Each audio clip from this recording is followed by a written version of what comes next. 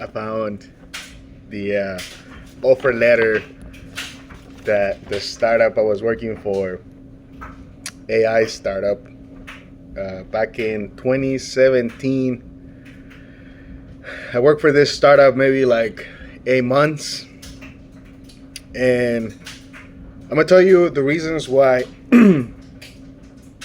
I thought working at the startup, my vision for the technology that they had, if my motivation to join wasn't the money. I mean, of course, it was trying to prove myself in the career of software engineering, and I wanted to learn about artificial intelligence. So I thought this was gonna be my ticket to do that. But when I joined the startup, the vision was to help people. Well, I wanted to save lives because I I have a little bit of a hero complex. So my grandpa, when we were in Mexico, he fell asleep, and then he went under a truck and almost lost his life because he fell asleep. He used to fall asleep driving. And then my little brother, he also fell asleep at the road a couple of times. And almost lost his life too, and he totaled one of my cars too. But I'm glad that he's alive. Okay. So my vision for joining the startup was we could use this software that will monitor your face, and it will detect as soon as your eyes were closing, they maybe start flashing the emergency lights or pull you to the side of the road. And when I told this to the CEO of the company, he was like, "Oh, that's a great idea." The thing is, I was working for somebody that was a shark. A lot of people in the Silicon Valley are sharks and a bunch of liars. And even though they have a lot of money, some of them don't have money at all. But they're also looking to exploit people.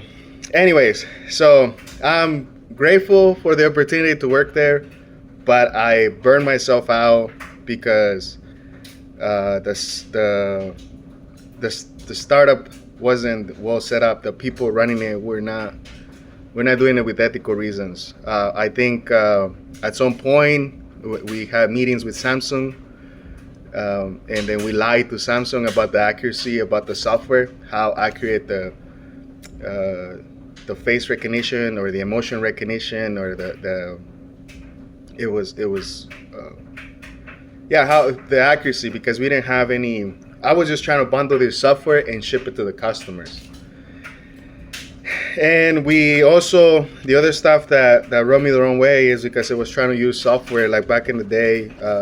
There was the software, open source software released by MIT called OpenPose, and it will detect your body extremities, and so it will know when you move an arm. And then so I thought that would be, some people have accidents because, sometimes you're driving and they have a heart attack or you have some health complications. So that's something that you could detect with this AI, right? Back then it wasn't AI, it was just a bunch of machine learning, and then you needed a lot of CPUs to run it. To this day, you still need a lot of CPUs. That's the problem with AI. It's gonna pop because of the energy. This is almost impossible to provide the energy that the CPUs. And then the companies are having issues right now. So the only way it's gonna survive is if you start making the models smaller so they can start running on lower power devices.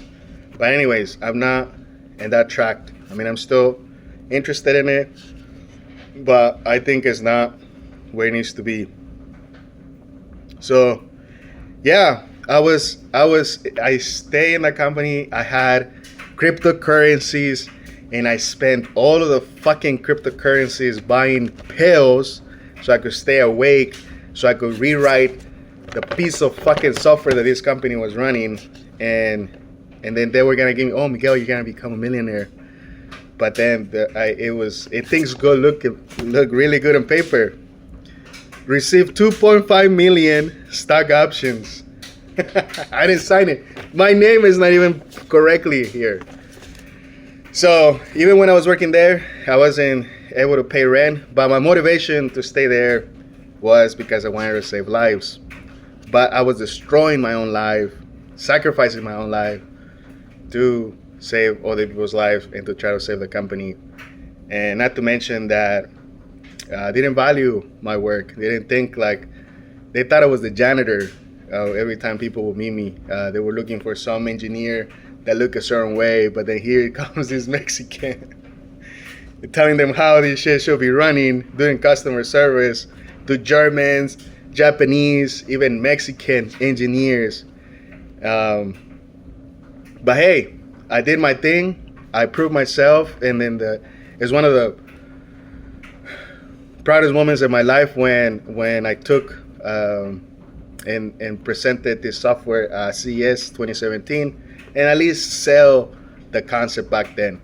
I don't think you need a lot of AI to kind of detect the when somebody's falling asleep. Sometimes the problems, everybody wants to solve problems with AI, but you don't know what. Sometimes you don't understand the problem, and then just throwing AI at it is not gonna solve it. It's just gonna make a bigger mess. Anyways, this is what this offer letter brings me. I quit as soon as I found out all of this shit. I mean, even though things look good on paper, it was gonna survive. So I just decided to just find another place to work, and now I work somewhere else as a software engineer. I don't like to call myself a software engineer, mainly because I didn't go to school. I'm a self-taught,